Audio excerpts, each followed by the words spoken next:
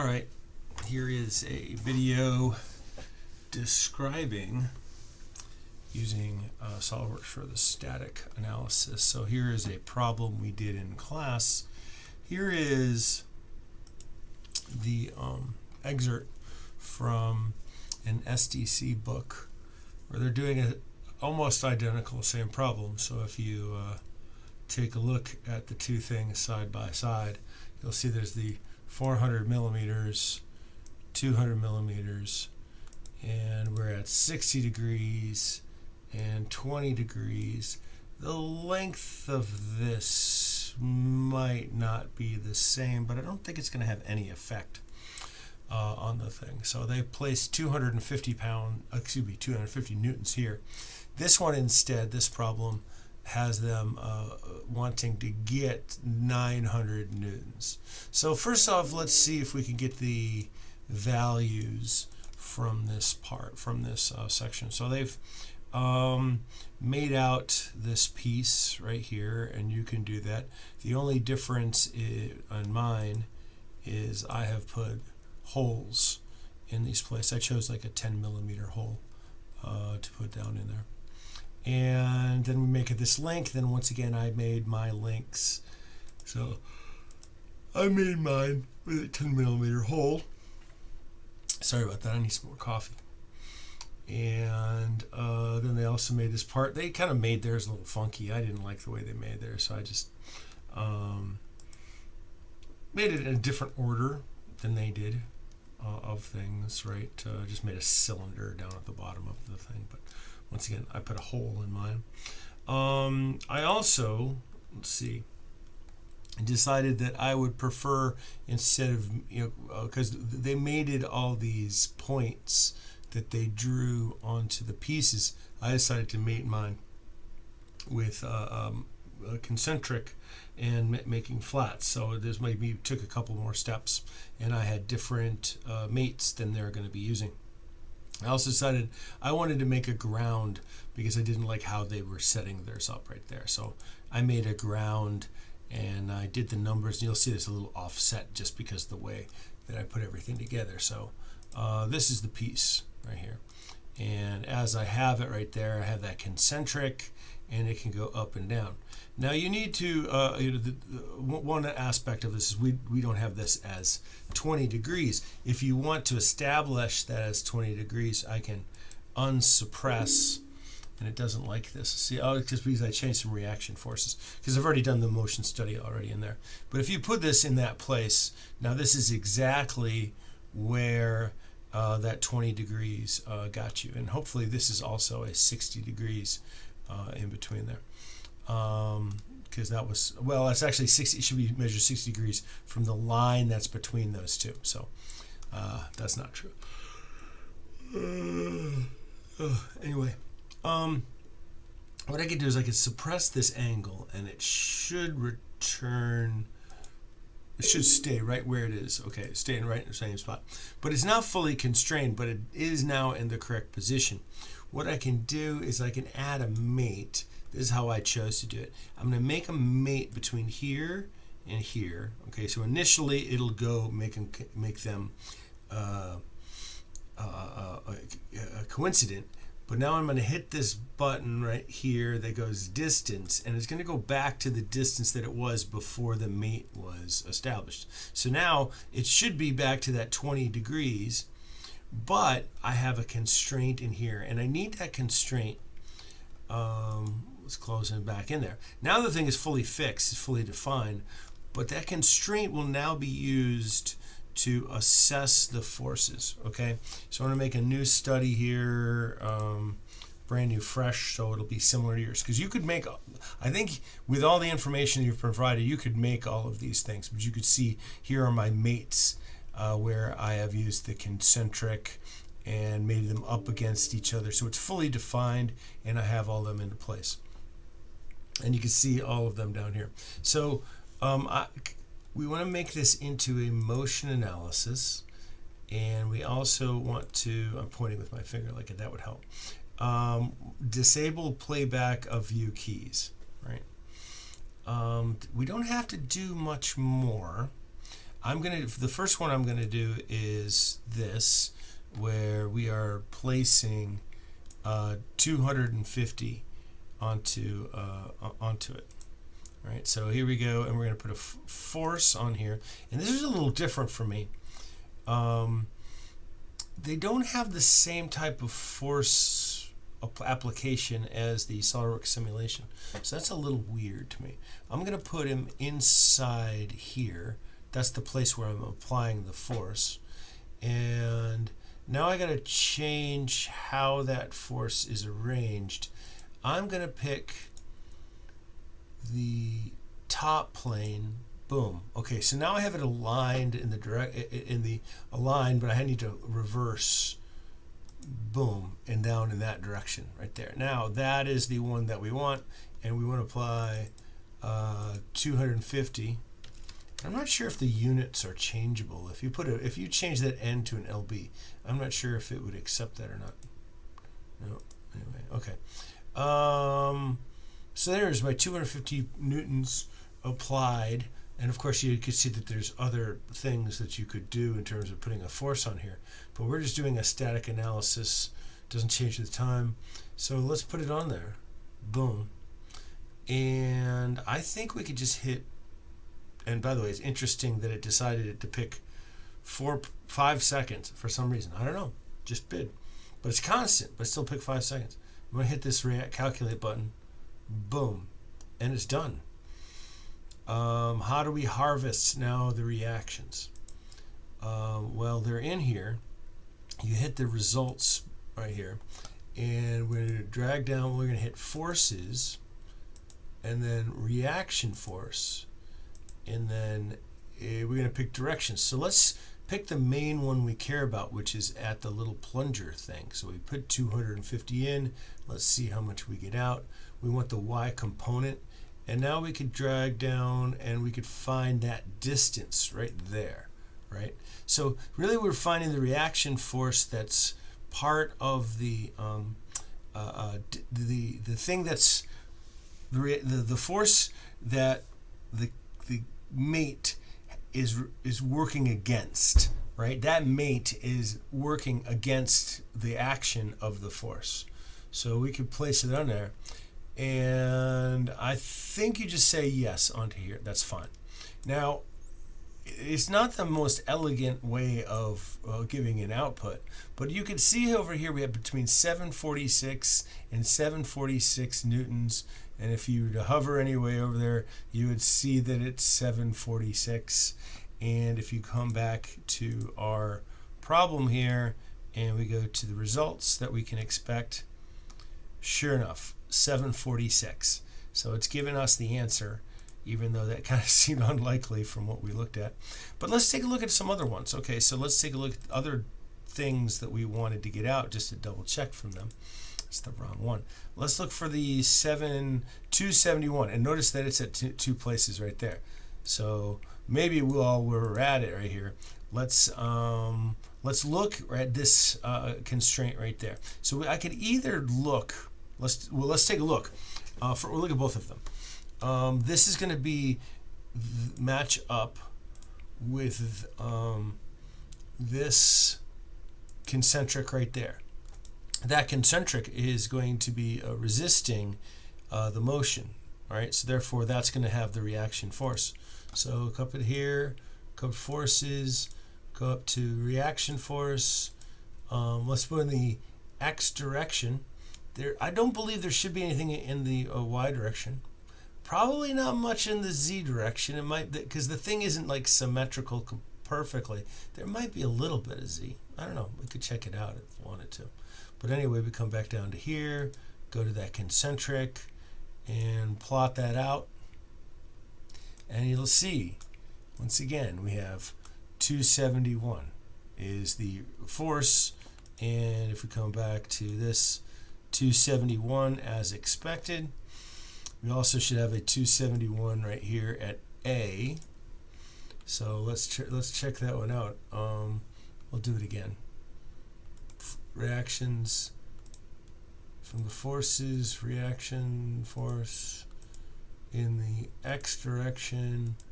Let's pick there it is right there. There's that concentric right there. So there's the, and boom, we have 271.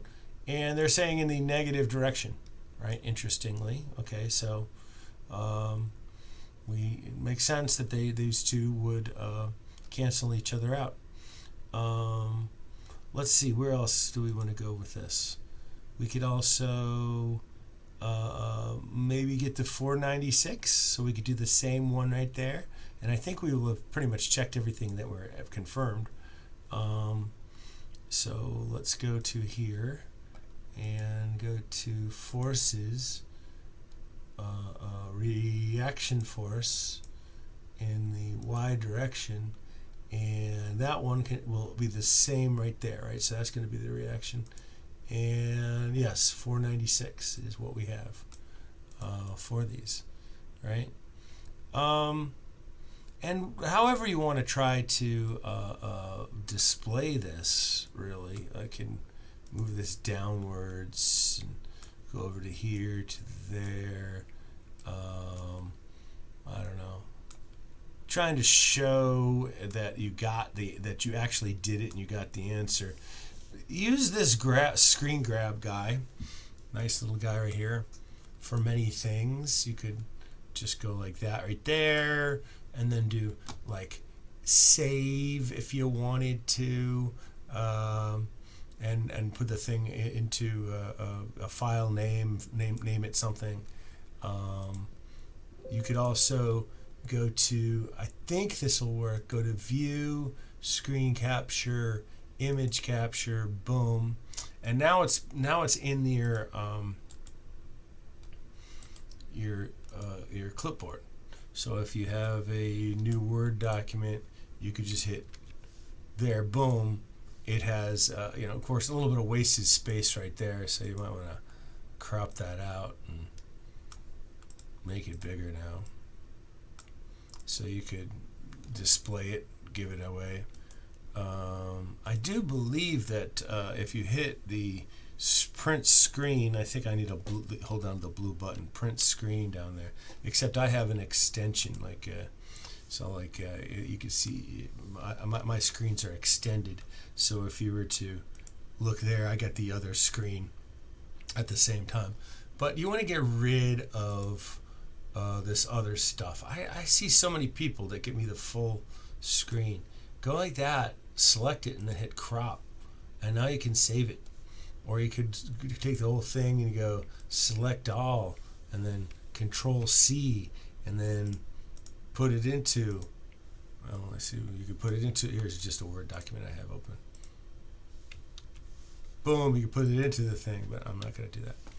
All right, so now we could also, with this, we could try out another scenario for another example. So we did this problem right here, right?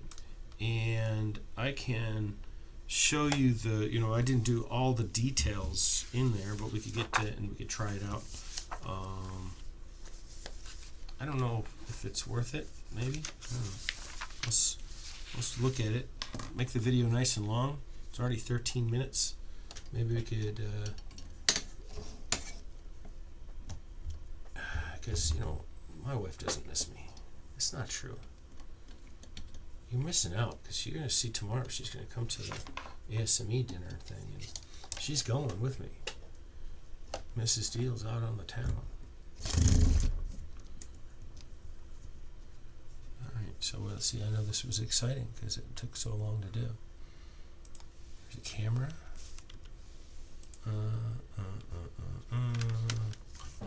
There's me. Nobody needs to see me. So let's see. Boom. Be more organized than this. Thanks a lot, Ted. Thanks for thinking. So the results are 301.7 should generate the 900.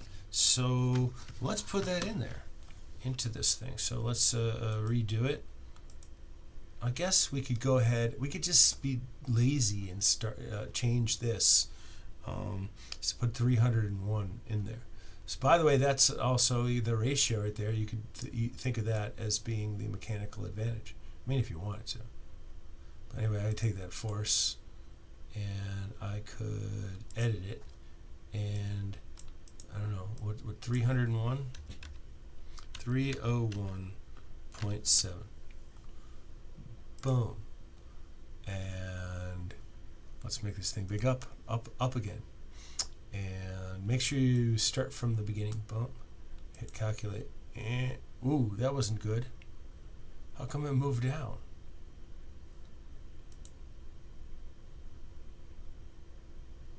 Why did it move down like that? Huh. I don't know. Why have we got these little flaming hats looking there? Like a little Harry Potter looking thing. I don't know. Let's see the results. Let's see, let's show this one. Show plot. Boom. See, now something happened. I should have made it, well, it's good. Look at that negative. Something crazy happened. It's almost better to always start fresh with this motion analysis. I've always had problems with starting. Like, make that thing go up all the way there and hit the calculate button. See, it went down again. I don't know about that thing. I don't know. Maybe we hit this guy here. Yeah, he got, oh, his reactions are broken. Sure, okay, sorry. See, I don't know what this hat is. What is that thing with the little lightning bolt, like it's the Harry Potter hat?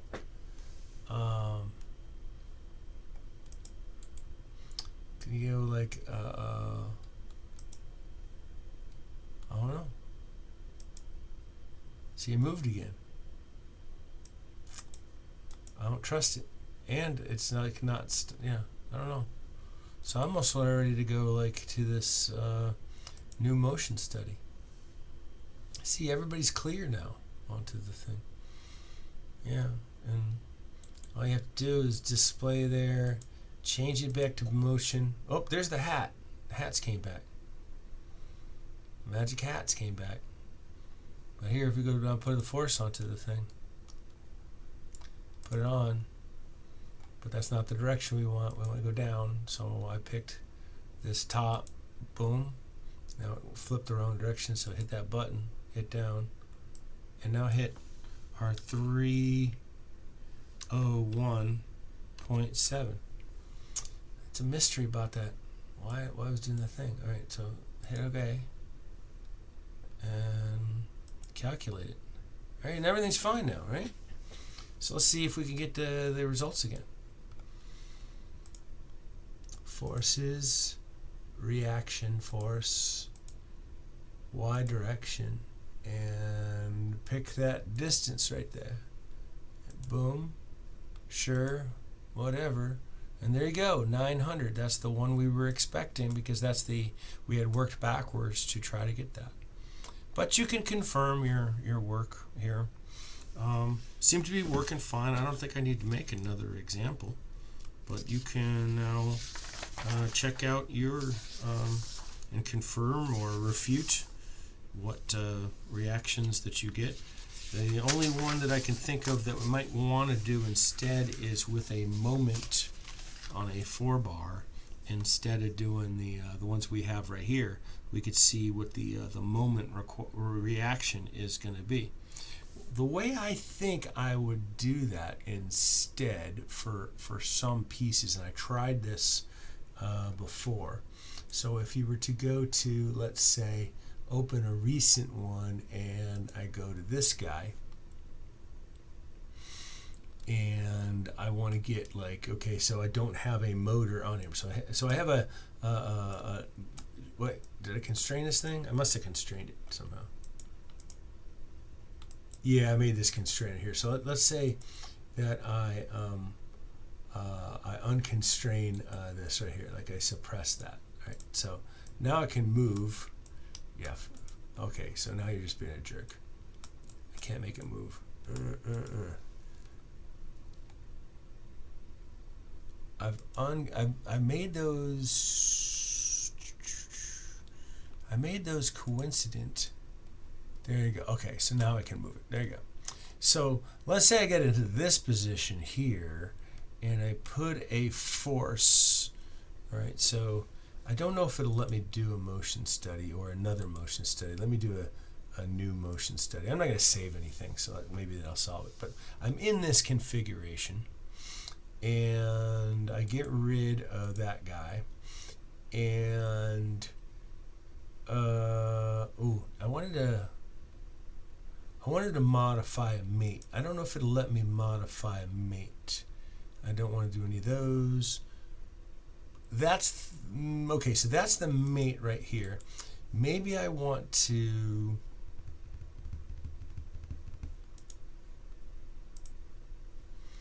so I've suppressed that. I'm going to come back to put it into here. I might want to have done this before I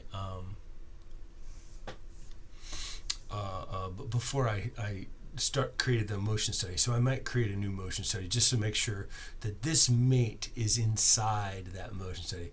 In this, I'm going to lock the rotation, and I'm doing it, and you'll see that it changes a little bit of the symbol right there. You see that? This has got like, it's a different concentric right there. It's concentric where I locked it. Now let's see, it has moved into there. So I'm going to dare to see if that will be enough to give me an output, right? So now if I put the only force I want to place onto the thing, I'm going to put it onto the toe right there. There's my toe, but I'm going to make it perpendicular to the, let me go to this plane right there. Okay, that's fine. I could either be pulling it or pushing it, maybe to reverse it, and I don't know what a good number is, so I'm going to go 100. I think 1 is like not enough. But anyway, so boom, and once again it went to the 5-second mark for me. I want to see if that's enough to create this, right, to restrain it. So let's go boom. Okay, so that didn't look like it worked. All right, so I'm going to have to figure out another way to make a torsional restraint, because you could see that this thing was not, you know, it was kind of interesting behavior though. I don't want to see it. Want to see it move. Bing, bang, boom, bing, bing, bing, bing, bing, bing. I couldn't figure itself out, but that was bad. And by the way, once it gets all messed up, it's not worth trying to fix these motion studies. You want to really consider. So what we have to do is somehow figure out a way to put to constrain the rotation of this piece so we could get the moment out. I'm trying to think of a way. Might have to look this up some more. Do a little bit of research. You might have to do a little bit of research. You could just leave it on your desk to go, hey, figure out how to do that. I thought this right here might work, but let's try it. Well, you know, maybe we need to create a new motion study. Like I was mentioning, this we had made that motion study before we made that constraint. So let's see. They could be falling on my face right now. I forgot to get rid of that, disable that annoying thing. So we're going to put this force on this toe in the direction we said it was the right plane. Boom. We reversed it. Doesn't matter what the value is, but I made 100 anyway. And let's say, I don't think there's any reason. I think, let's see if it will work this time. Nope. Okay, so we do have a problem. Well, we recognized it. We have to think up a new way to constrain this, right? So we could take the lock rotation off of it.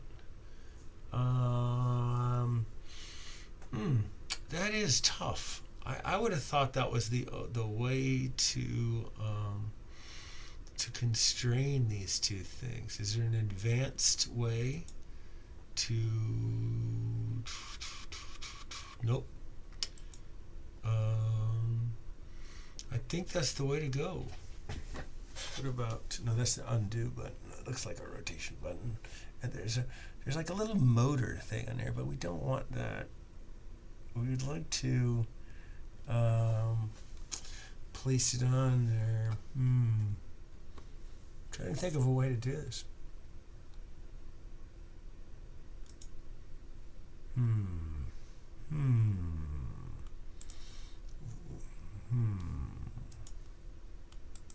Well, the video has gone on too long. I need to figure out a way to lock these in place. Motor, no, force.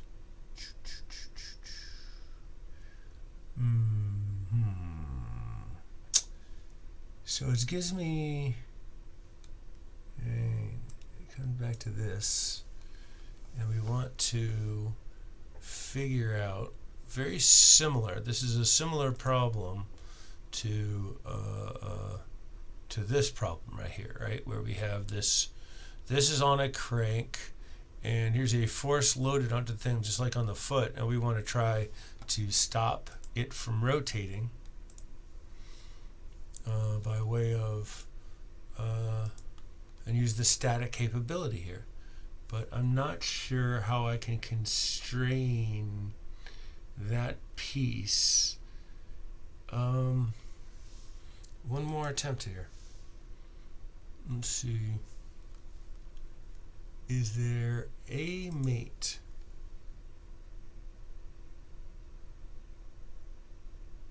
where we simply lock that? No, the only one I could think of is within the concentric.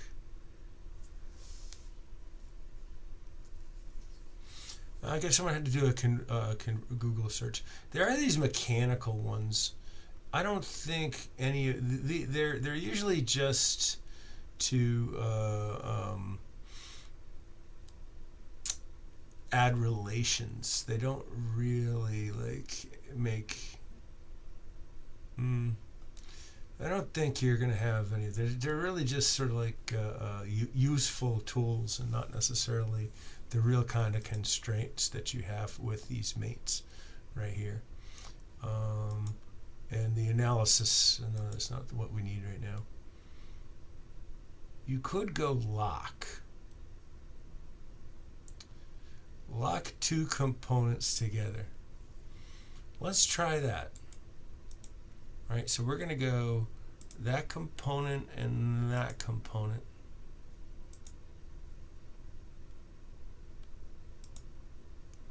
Is that going to lock them together? I don't know. Well, let's check it out in here and see if there's, it's shown right here.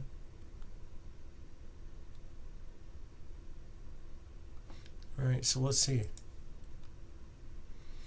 All right, so now let's see if we can get a torque out of that. Forces, reaction moment. Lock is already chosen. And you would think it would be about the z-axis, because that's coming out of the page. And it's given us a 0. So I don't think that's what we want, unfortunately. But it was a good idea.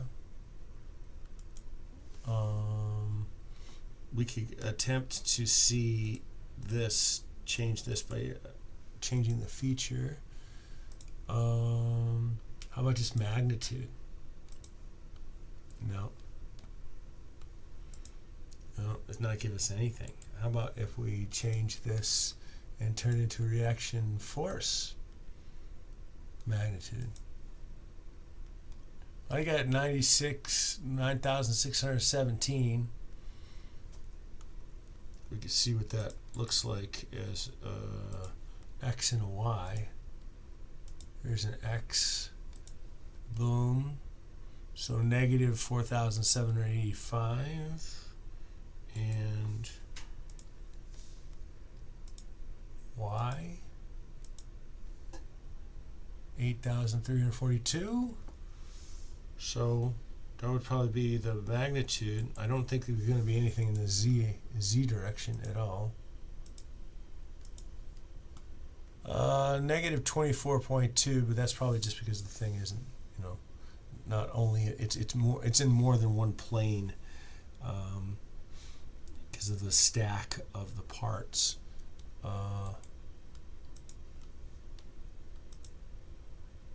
Yeah, so we don't have reaction moment. No reaction moment in any direction in that lock. It's a complete zero. Complete and utter zero. What about the other concentrics? Did they make, did this make, is that still a concentric up here? Yeah, that's still a concentric. What would happen if we, instead of the lock, made the concentric? Which one is it?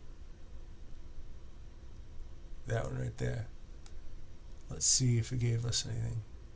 No. I would have thought that about the Z component would have been the moment. What about there? What about just as a magnitude, so it wouldn't really matter? Nope. All right, so that's a mystery. I'm not sure how to do those problems where we have a moment and we're trying to see what's the required moment to balance the thing out. I'll have to do some more investigation, and I wish I made this video shorter. But here it is. That's what it is. See you soon.